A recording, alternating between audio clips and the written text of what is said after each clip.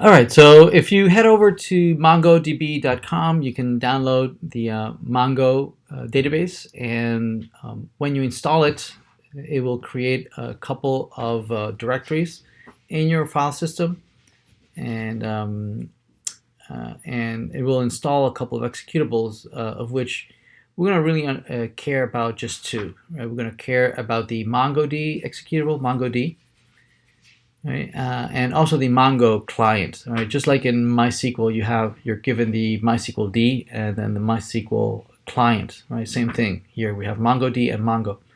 Now, when you run MongoD on a Mac, you need to run as a system administrator, right? So you'll need to run it with sudo. On Windows, you don't need to do that.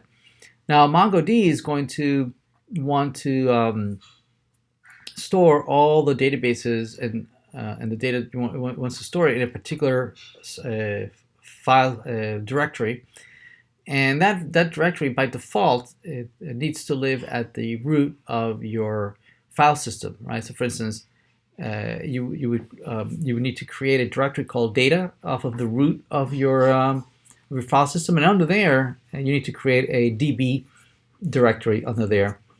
Now, on Mac OS, the permissions have changed, and depending on which version of Mac OS you're using, you might need to have sudo. You might need to use sudo to create the directory. So you have to say sudo make directory /data and whatnot. Okay.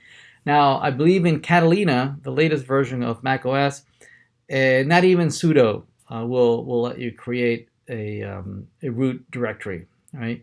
So instead of creating it at the root, what we're going to do is that when we run MongoD, right, it's going to allow us to provide an alternative location for our directory using a flag.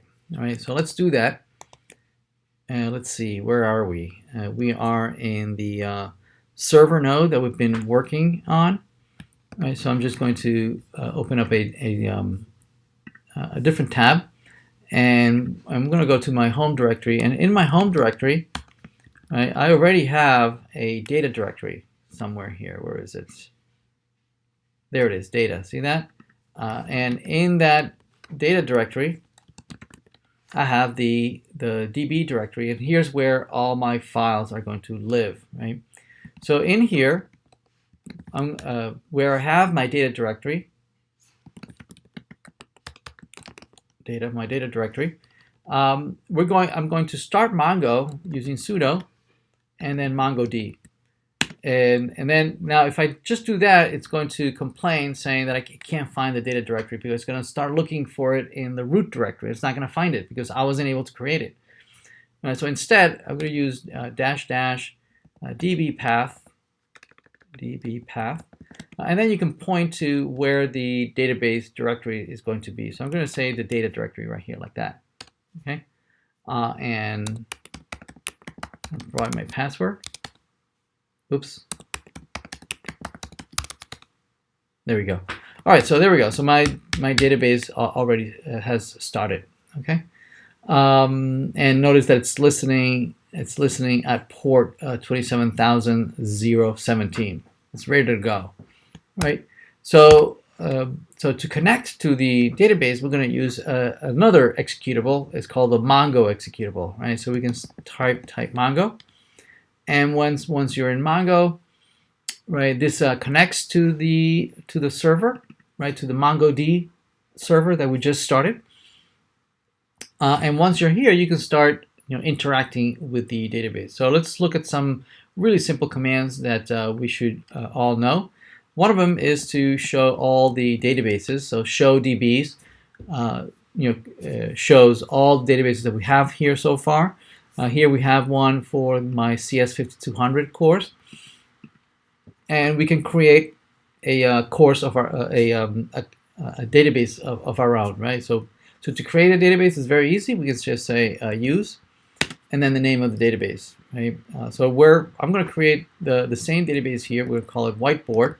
We've been working on this Whiteboard application for a while, and this will be for CS5610. And I'm going to say O for online, and this is for spring 2020. Right? Once we've done that, notice that it says that it's switched to that database, and then you can start asking, well, what tables do we have here? Now in Mongo, we don't talk about tables. Instead, we call collections, right? So usually in a relational database, we say that these are tables that contain records. Yes. Whereas in a non-relational database such as Mongo, we say that these are collections, right? And the collections don't have records. Instead, they have documents, right? So we say that it's a collection of documents as opposed to as a table of records, right? It's just jargon.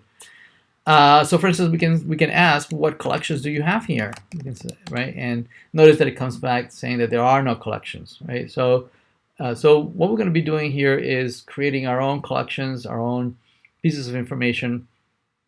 Right? I'm going to try to connect to it programmatically and start interacting with with Mongo. Okay.